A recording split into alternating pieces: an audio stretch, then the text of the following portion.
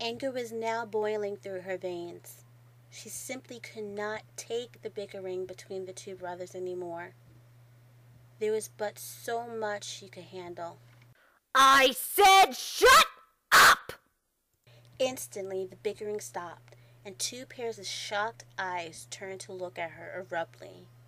Regardless if they had shut up or not, she could no longer suppress her anger once it was released.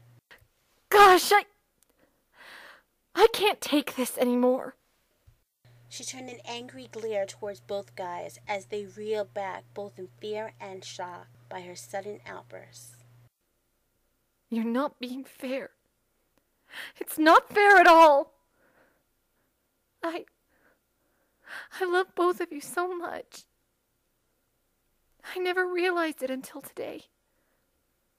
Just how much I was hurting you. And it kills me inside to know that I am. She turned around to look at both of them. Her eyes rested on Sasuke for a moment. Sasuke-kun, I loved you from the first day I met you. When we were in the academy together, you're not the type to show too much affection. But I know that you love me as much as I love you.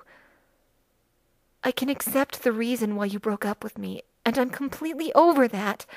It's just that when you did break up with me, besides feeling miserable, there was an inner sense of satisfaction. At least my dream to be with you came true, and I was okay with knowing that at least my feelings were returned. It's not that now is any different. It's just that those butterflies I used to get when I was around you have sort of disappeared. But don't take that as me loving you any less than I ever have. She took in a deep breath, satisfied that she had said her piece with Sasuke. She then turned towards Itachi. Itachi-kun. She whispered softly as a small smile came across her face. Before last month, I only saw you around school and didn't think too much about you. When we met, though, I couldn't stand you at all. But it's funny how feelings change. Because shortly after I met you, when you came to my aid, when those girls were picking a fight with me, I saw a different side of you that I slowly began to admire. So that admiration grew into love.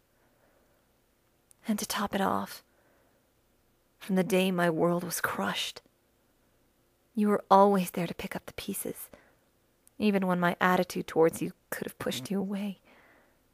You always came back, not giving up, and for that, I'm thankful. She bit her lower lip as she looked at both of them. Her heart seemed to shatter into a million pieces at what she was about to say. I love both of you so much. I never would have thought I'd feel this way. The most important thing to me is that both of you are happy and well in health.